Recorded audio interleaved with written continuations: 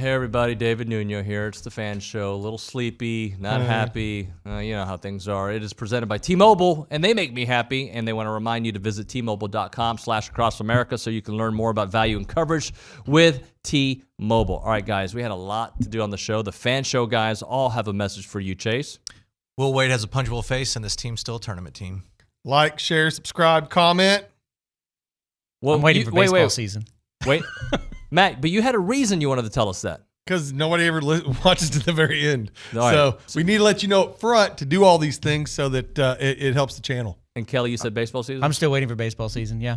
All right. Well, we do have basketball season going on right now. I don't know if you guys know about that. There was a game last night at LSU that ended late, made me unhappy. And by late, 10:30, people were like, yeah, that's normal. But hey, we had Logan on the show. We had Bentz on the show. We talked about the game. We went around college basketball with my buddy Aaron Torres and Stephen McGee. He had a little bit of that's bullcrap and the go hour. Tough loss for A&M with OB. We talked about all of that and more here on TexAgs Radio. Golden opportunity. 3 games against top-tier teams that you could have, should have won. And you know what happens when you lose games that you should have won? They start adding up, and then you don't win the games you're supposed to win. Well, they were very easily could have won 2. You know, all of them, but let's not be greedy. 2 of the last 3 in a position to win them all. Yep. And with a minute left in all. And it comes back to something that I don't mean to harp on, okay? But who's the go-to guy when you need a basket when it matters? Arkansas went to Jalen Williams, and he just in that last couple of minutes of overtime, he was just unstoppable. He was unstoppable. That was their guy. With A&M, who is it?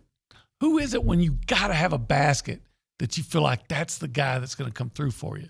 I'm not saying there's anybody. I mean, they've got a lot of really good players. I'll tell you who it wasn't last night. Yeah, it wasn't Wade Taylor.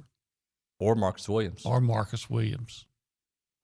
Henry Coleman, for that matter. Yeah. But you can't go 1 of 9 from your guard and 0 for 4. And I love the idea of attacking the rim on that one of the last plays. Just got to make that dunk. Or lay it up. I think. It's funny on that play you're referencing a layup because I think when he went to the dunk he hit the back iron. The back of the iron, yeah. A layup you score, but when they missed the 3 shots in a row, one time Quentin Jackson goes up and he tries the layup, and he's normally a guy that dunks every opportunity. Yeah, he had a beautiful dunk earlier. By the way, Henry Coleman, I mentioned, he only took 3 shots, and I just don't think that's the best recipe for A&M winning. No, but again, they don't draw plays up for him. So he's going to get his. Look, I got to say this. A couple things, because I'm grumpy this morning. I did not realize how much I was going to dislike watching a full game of Will Wade. Oh, I hate it. Oh, he is. I can't watch it. It puts me. It gets a reaction from my body where I want to vomit. Like everything is a deal with this guy. Everything. Just looking at him puts me in a bad mood. One day he's going to be what if he starts working here? They're going to have this as a soundbite, but. He is just a disaster to watch. I don't like him. I don't know him. He might be salt of the earth. Don't like him. Just watching him puts me in a bad mood. Well, with Will Wade, watching him coach is not my issue. It's just, we know the under the table deals and rule breakings that he's involved in allegedly. We all heard the the audio, the phone calls, and the fact that he's still coaching there is the thing that just and nobody talks about it. I feel like it's just like the way broadcasters talk about him is like but talking heads never do. Yeah, they're always pumping up guys. They don't ever want they never are critical or things that would bring up those sides. Stephen McGee, tell me something that's bullcrap. Well, my bullcrap is the NCAA and their recent ruling on transgender athlete policy. It's ridiculous. Specifically in swimming, I'm sure you guys have followed this with Leah Thomas, the swimmer who transitioned from male to female and now competes. I think it's at Penn, correct, OB? I think she swims at Penn, but she has been pretty much dominating the swim meets, obviously now, and she had won by 2 seconds. And then I thought it was ironic enough at a swim meet, she did get a real challenge from a swimmer from Yale, I think, if I'm not mistaken, who beat her actually by a couple seconds in the 100 freestyle. Why? Well, because that guy had successfully transitioned from the male competition to the female competition as well.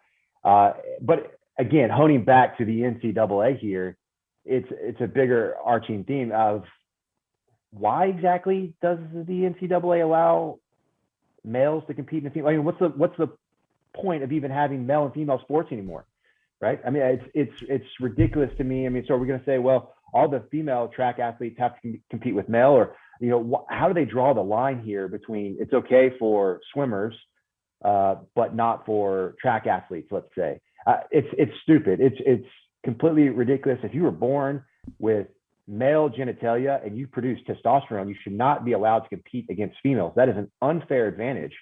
That's bullcrap. He ain't wrong. Aaron, I want to bring it back to A&M from this perspective. Sure. So you've got, Alabama losing to Georgia. You've got LSU, who won last night, but they had lost, 3 in a row before that. You have all these different teams. Tennessee hasn't looked dynamic at times. You have Florida. So I guess what I'm saying is the door is open, right? Like the SEC outside of Auburn and probably Kentucky, there's going to be a lot of movement still.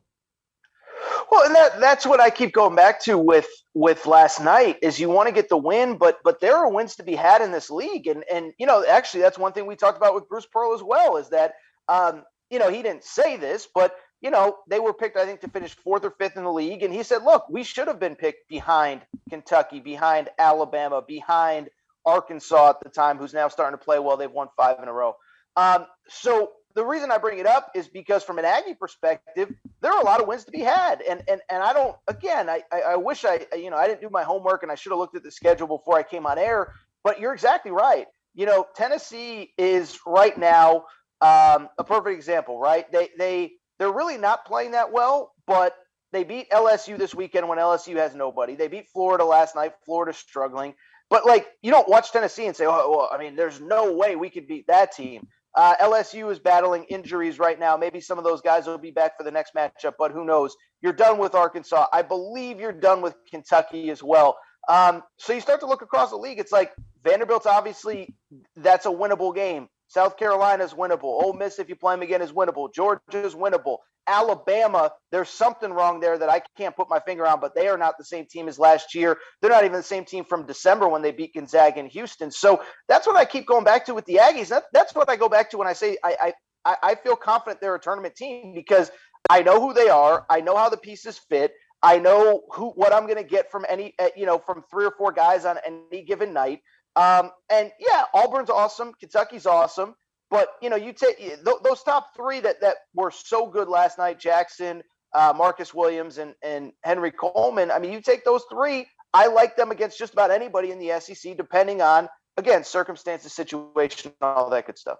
I mean, I felt like LSU was shooting free throws starting at the 14-minute mark in the second half. I think it was because they made a point of that to say LSU's already in the bonus. And I looked, and it was about 12 minutes left in the But then A&M took the lead with 11 minutes left for the remainder of the game until 1:47. Well, yeah, with 1:47, I think it was at 3.5 minutes was the last time that, or A&M only scored once in the last 3.5 minutes. So they went missed on a 13-2 run. 13-2 run. A&M missed 8 of 9 shots, including their final 6 shots. 3 of those final 6 shots were layups. And the 2 points, I think, was that putback by Boots that they said that Henry did, officially or unofficially, but I mean clearly by Boots. But and it was following up at least going. I thought that that follow up's going to get us relaxed and get going, but it just like they kept looking for somebody else to do it. And then, we call that timeout, and all of a sudden, next thing I know is Williams is taking a 3-point shot, like 5 seconds coming out of the timeout. And I go, I just can't believe that's what we drew up. with 50 seconds left, he takes that three. Yeah. We get an offensive rebound. Kick it out. Q comes in and misses a layup. Andre Gordon then gets an offensive rebound. He tries to put it up, gets his shot blocked. LSU recovers, and the game's over. Yeah. Had A&M been able to, because it was tied at that point. It was 64-all at that point. Had A&M been successful with one of those 3 attempts, I think they win the game. The games are starting to get meshed together, though, but that happened in the last game as well, that in the Arkansas game, we got a gift at the very end of the game. We call a timeout, and then the inbounds is a turnover. So, again, it goes back to what Buzz told us from the very beginning. This is a very young, inexperienced team, and it shows, but when it shows against teams that I didn't think on paper you'd beat, but you have the game right there in front of you with it was like the episode of MASH. Everybody was hurt for LSU. You had that game. Seriously, like they're all hurt. Like paralyzed. One guy's paralyzed. One guy gets kicked in the junk. The rest of the team isn't starting. They're eating candy on the sidelines. I'm watching them. I think it was a grape. Okay. I like my narrative better. I like his narrative better. Yeah, it is. I think you're right because it was a plastic bag. You're right. It was probably his post-game snack that he was already, I thought it was a Skittle, but whatever. Mom it was a Sour handed it Patch out Kid. to I don't everybody know. on the bench. So now I am lost here on TexAgs Radio or Rewind, whatever we're called here. Let's do that again. 3, 2, 1. All right, guys, this is the end of TexAgs Rewind today, not forever, presented by T-Mobile. And usually we have like a little thing to say for you to like and share, but Matt's now hijacked the show. So what do we say goodbye to them with now? He's going to Disney World. Happiest place on earth. And with that, end scene.